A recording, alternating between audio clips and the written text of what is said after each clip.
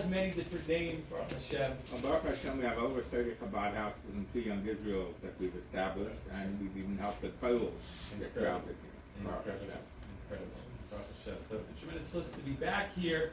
The first time I spent the Shabbos with you, the meeting was in your home before this beautiful place Knesset was built. And then I've since spent Shovuos in here, and we've done concerts together, and Bumzitzim.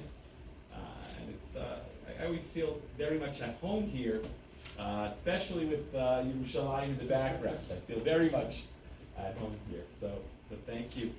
Thank you to Rav Uriel and Alan for inviting me to share a few words of Torah in memory of my good friend, Shepsel Pesach. Some of you may have known him as Jeffrey Lou, a member of this Kehillah, a beloved member of this Kehillah who so much enjoyed davening here and being part of the community here.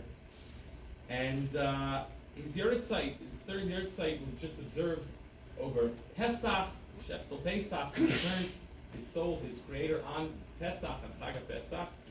And this Wednesday, the 4th of Sivan, is his birthday. His Hebrew birthday is this week, the 4th of Sivan, part of the Shloshes Yemei Hakbala, the 3 days of preparation when Klal Yisrael prepared to receive the Torah at Har Sinai, and each and every one of us prepares for our own personal Kabbalas HaTorah each and every year. What's fascinating, or perhaps perplexing, is that Shovuos, which begins Thursday night, Torah doesn't tell us explicitly when Shovuos is to be observed. The Torah doesn't give us a date. When it comes to Pesach, the Torah says, observe Pesach on the 15th of Nisan, Sukkot, the 15th of Tishrei, Rosh Hashanah, the 1st of Tishrei, Yom Kippur, the 10th of Tishrei, but the Torah doesn't give us an explicit date for Chag HaShavuos. Why? Well, instead, the Torah tells us to count from Pesach. Sfardem lachem imacharas haShabbos, count from the second day of Pesach. Yom Aviyechem es Omar Tnufa, Sheva Shabbosos Trimos Tiena. They should be 7 complete weeks. We are currently counting the Omer, counting the days between Pesach to Shavuos, counting from the Exodus from Egypt to when we came to Mount Sinai and received the Torah. But the Torah doesn't give us a date. It just says count 49 days, and the 50th day is Shavuos. And then again, in Sefer Devarim, similarly, the Torah doesn't give us a date. Torah just says count in Parshas Re'eh. Torah says Shiva Shavuos Tisfor Lach, count 7 weeks. Me'achel Chermesh V'Koma Tachel Tisfor Shiva Shavuos, count again 7 weeks. V'Sisa Chag HaShavuos L'Hashem Elokecha. Then you can make a festival of weeks, a festival of Shavuos to God. Why doesn't the Torah give us an explicit date? What's with all the ambiguity? All the mystery. Again, by all the other holidays, the Torah tells us exactly when to observe them. And to make things even more difficult or more challenging, the Torah doesn't give us an explicit date of when we receive the Torah itself. It's incredible. Chag HaShavuos, such an important date on the Jewish calendar, right? Perhaps the most important date on the Jewish calendar, and the Torah doesn't tell us explicitly when it is, when it should be observed. And the giving of the Torah itself, the day that we stood at Sinai and entered into a covenant with HaKadosh Baruch Hu, the Torah doesn't tell us explicitly when that took place. Instead, you have to make all sorts of sophisticated calculations and do the math. What does the Torah tell you? The Torah tells us that the Jewish people came to Midbar Sinai when? Today. Rosh Chodesh Sivan. That's what the Torah tells us, that the Jewish people came to Sinai on Rosh Chodesh Sivan. B'chodesh hashlishi, l'tzeis b'nei Yisrael me'eretz Mitzrayim, b'yom hazeh, bo midbar Sinai. In the 3rd month from when we left Mitzrayim, the 3rd month is, of course, Sivan. Nisan is the 1st, Iyar is the 2nd. Sivan is the 3rd. On this day being Rosh Chodesh Sivan. But the Torah then doesn't tell us exactly when the Jewish people received the Torah, and it's actually even a machlokes in the Gemara, Masechah Shabbos, and Daf Pei Vav, machlokes between the Chachamim and Rabbi Yossi. The Chachamim say that we received the Torah on the 6th of Sivan, and Rabbi Yossi, according to his calculation, says we received the Torah on the 7th of Sivan. So it's incredible if you think about it. most important day on the Jewish calendar, the day that commemorates the receiving of the Torah at Mount Sinai. The Torah doesn't tell us exactly when that took place or when to observe it. And the day that we stood at Har Sinai, also, it's not clear from the Torah exactly when that took place. You need to make a whole cheshbon, a whole calculation. And so the Gemara goes back and forth and explains why according to the Chachamim it was the 6th, why according to Rabbi Yossi it was the 7th. Very sophisticated sugya there. But why is it so unclear? Why all the ambiguity? Why all the uncertainty? Why all the mystery? Again, this is such an important date. I think the answer is so simple and yet so profound. The Torah intentionally leaves it vague, leaves it ambiguous, because whenever a Jew studies Torah, it's as if he's standing at Har Sinai. The experience at Har Sinai was not some historical event. It's not something that took place in the Midbar 3,500 years ago, once upon a time in history, a specific date that we commemorate each year. No. It's an ongoing relationship. Whenever we study Torah, it's ki'ilu, we're standing at Har Sinai. We're receiving the Torah anew. Whenever we study Torah, it's a divine encounter. It's a rendezvous with the Ribono Shel Olam. It's an experience.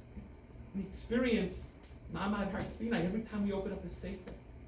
Every time we listen to a drasha from Rabbi Rifkin, junior or senior. It's as if we're standing at Mount Sinai. And so that's why the Torah leaves it vague, leaves it ambiguous. It's not so important exactly the date, exactly when it happened. Because every time we engage in the study of Torah, we are there. We are at Sinai. In fact, when we make the blessings over the Torah, what do we say? What do we say? We say, blessed are you, God, Baruch Atah Hashem, Nosein HaTorah, who gives the Torah. We don't say, Asher Nasan Es HaTorah, in past tense, who gave the Torah once upon a time. No, we bless God who gives the Torah because it's an ongoing experience. Because Baruch Hu is constantly giving us the Torah anew. We are constantly receiving the Torah anew. And so each and every year, on Chag Shovuos, we re-experience that. In fact, some explain that the minhag to stay up all night is not just because, according to the Medrash, the Jewish people overslept, and HaKadosh Baruch Hu had to kill to wake them up. They overslept. They should have been staying up all night. I remember my bar mitzvah. I couldn't sleep that night. I was 13 years old. I was so nervous. When something big, something so important in your life is, I remember also before my wedding, right? Something with such gravity, such magnitude, who can sleep? But they slept. No, some explain that we stay up all night because it's as if we're receiving the Torah. We're staying up all night. We're making a tikkun for what they did or didn't do, but each and every one of us receives the Torah anew. On Shovuos, we make a renewed acceptance. We renew our commitment. The passage that we will read on Shovuos describes the scene at Har Sinai. Describes the thunder, the lightning, the fire, the smoke, the ash, and the sound of the shofar, the kol ha-shofar that grew and grew. Kol ha-shofar holech v'chozek me'od. It kept getting stronger and stronger. That sound never stopped. It never ceased. That shofar can still be heard today. You just have to listen for it. You just have to be attuned to it. And that's why, again, the Torah leaves it vague, leaves it unclear exactly when Shovuos is observed. We have to count exactly when Matan Torah, Ma'amad Har Sinai took place. Because every time we are involved in the study of Torah, we can hear that shofar. You just have to listen for it. You just have to be attuned to it. My bracha to each and every one of you is that you should feel that every time you study Torah. The Gemara says that even one Jew learning Torah by himself is privy to the Shekhinah. The divine presence rests upon him. It's special when we have 10 men coming together to serve HaKadosh Baruch Hu, and maybe even 3 men coming together to serve HaKadosh Baruch Hu. But even one Yid opening a sefer and learning Torah is privy to the Shekhinah. The Gemara says, my bracha to each and every one of us is that every time you engage in the study of Torah, you should feel as if you are standing there at Har Sinai, and that this Shovuos, this Chag Matan Torah, you make a renewed acceptance, you renew your commitment to Torah and mitzvahs, you accept the Torah again, just like we did 3,500 years ago at Har Sinai. Our Torah is a Torah Chayim. It's not some old book that sits on the shelf and gathers dust, but it's a Torah Chayim. It's a living, breathing tradition that engages this modern world and responds to its challenges and questions. And it's a living Torah that is relevant today as it was when we first received it 3,500 years ago. I'd like to add, as I do. Please. Alan, are you sure you don't want to say anything? Yes. Shepsel was a unique person. He helped us coordinate our first, second actual concert at our shul, based David Chabad in the south end, Swan Avenue. He always was traveling and always was involved in music, always hoping to make it big.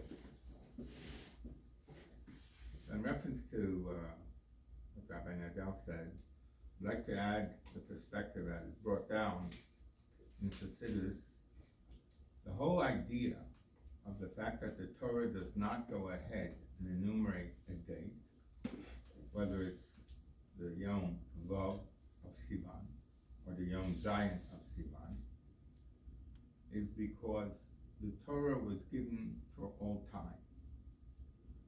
And the fact that we count 50 days is because we can attain 48 levels of understanding of Torah. We have the ability to attain that. The Shar Hanun, the 50th gate, which is even Moshe Rabbeinu was not able to understand the concept of the Torah Aduma, is given from above, from HaKadosh Baruch Hu, Shar Hanun. So therefore, we count 50 when the Torah is given. It's given from above, the Matana Milmaila, but it is to be incorporated into all the days of the year. Yem Chayenu ve'erech Yameinu. The Torah is a Eitz Chaim Mehila Machzikim Ba, so therefore there is no date given for it. The reality is that the Torah goes with us wherever we go, wherever we are, regardless of time. It is above time. And therefore, when we engage it in a way that the Ishachot, the Levachot, as it says in Chumash, that we were united as one heart. It doesn't say that Vayachanu. They rested there as one. The concept of Achdus, the concept of realizing that everything comes from HaKadosh Baruch Hu, whether they are the goodness, the trials, the tribulations, whatever they are, they're ultimately good, but we are not always able to see and understand it. So we must take it to heart that when we are united as one, we are an invincible people. And it's brought down, the question is raised, what happened? Here you're counting 1, 2, 3, up to the 49th day, suddenly you're falling asleep. What's going on? You're not falling asleep. That's explained in Chassidus and Tanya, the Rambam brings it down, that when a person attains a level of knowledge of Torah through sleep, we have stories of that, it is a much higher level. Nowadays, we have to, Begisa b'yom v'layla. We are in the Golos, we're in the time of Haravanya, it's the Yiddish word for toil. And therefore, stepped out of poverty, so to say. Why? Because then you really have to sweat it. And therefore, the Torah was given to us in such a way that the Jewish people wanted it on a higher level. They wanted to get it on the direct line through the concept of Shina, of sleep. A similar thing we can find in when a child is born, and it's taught in its mother's womb, the whole Torah. And then it is made, one more second, and then it is made to forget through the Schnell of the angel Gabriel, because we have to toil in the Torah. We have to sweat it, as it says, after Adam and Chava left the Garden of Eden, sent out, by the sweat of your brow, and therefore the Torah is similar in that way. May we merit to see the coming of Mashiach Tzidkenu with peace and harmony in the land of Israel, Eretz HaKodesh, the Holy Land. And we should all be able to stand there, not at Har Sinai, but at Har HaMoria, and see the Beis HaMikdash HaShlishi come down with all of our loved ones who have passed on, continue to be together with us. Myra,